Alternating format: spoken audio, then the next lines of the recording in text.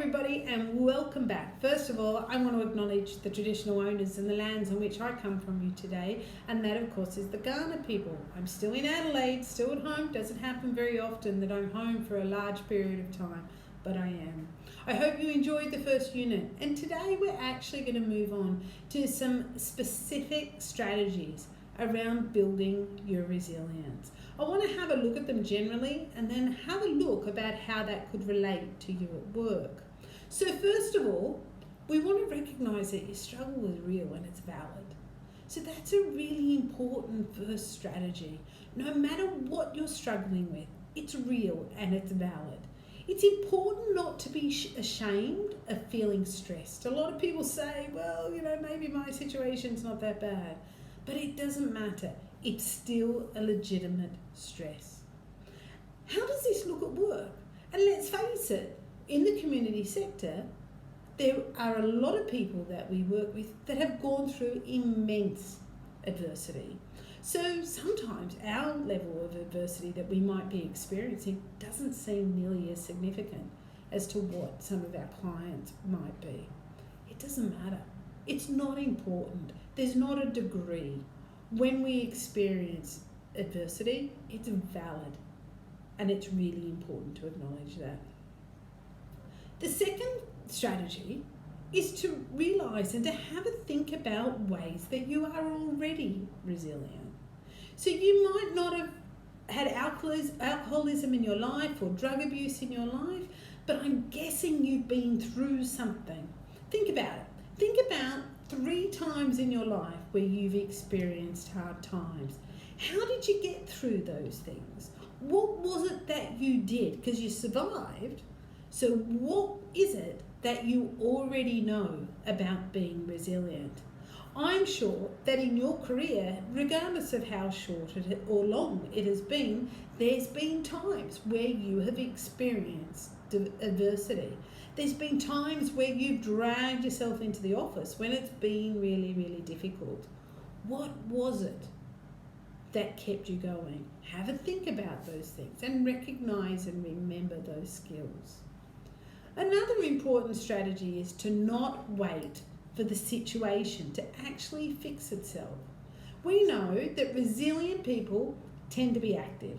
They don't sit back and say, oh, well, there's not much I can do about this. When will I, get to be released from it? Instead, they're active. They're active participants and they actively work to solve issues. Now, the issues might not be solved overnight, and that's okay, but they realise that every problem can be approached somehow.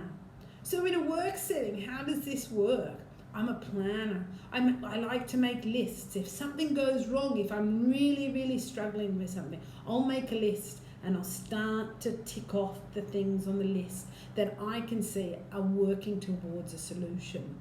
So have a think about that. What is it that you can do to make sure that you're not waiting for the situation to fix itself?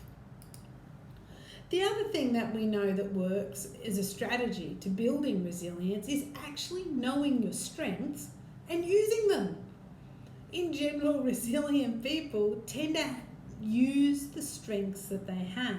For different people, those strengths will be different, and some people, they might have a great personality. Some people might write really well. Some people might speak really well in public. There's all sorts of talents and there's all sorts of work ethics which can actually work towards you knowing your strengths and working through adversity. So how does this work at work? I talked about, for me, being organised. Being organised is a key to me ensuring that I don't get overwhelmed and I start to actually feel that things get on top of me. I am an organised person and I like to be. So that's a skill that I use to make sure that I can stay on top of resilience and my resilience cup is full rather than empty. The other thing that's really important and a key strategy is don't do it alone. You don't have to do it on your own. One of the biggest predictors of faring well after an adversity is to have people around you who care. One thing that resilient people do is that they seek support. So at work, have a think about it. Who are your supports? Sometimes they're colleagues, and sometimes it's not appropriate for it to be colleagues. It's often your supervisor, whether that be a professional supervisor or your line supervisor. But make sure that you have those supports in your workplace identified so you can utilise them. Most workplaces have an employer assistance program. We run one through Family and Child Consultants. That's a support as well that you can be utilising. One of the other things I think it's really important to remember is that it's actually okay not to tell everybody that you're experiencing a hard time, that you're going through that adversity.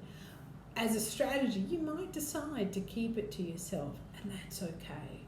So at work, if it's affecting your work, I always recommend that you talk to your supervisor. You don't have to give them all the details, but give them some idea of where you're at professionally. But it's not something that you need to share with the whole workplace. The other strategy, which I think is incredibly important, is that you need to find your favourite way to take a mental break.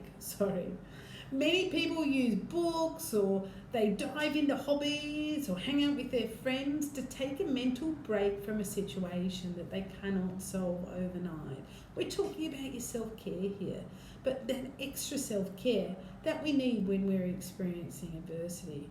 You may not be able to fix the problem, but you can actually protect yourself from feeling overwhelmed by making sure that you do this. As an adult, you can read a book, pick up a frisbee, hang out with friends. It really doesn't matter.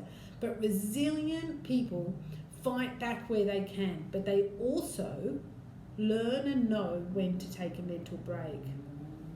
The other thing that's important is to be compassionate with yourself and realise that all the ways that adversity actually already has made you strong. People who face some adversity in their lives actually become stronger. It's like a muscle. We've talked about this. Of course, it depends on a lot of factors. It's not quite that simple. So how big of the adversity, how much support you have, how did you cope? But by learning to cope with stress and having that experience, we gain confidence and we gain preparation for next time. I think sometimes we forget that. You see how you're broken rather than how strong you are. Focus on the resilience and see yourself as someone who is even better prepared for life rather than somebody who's lived through it.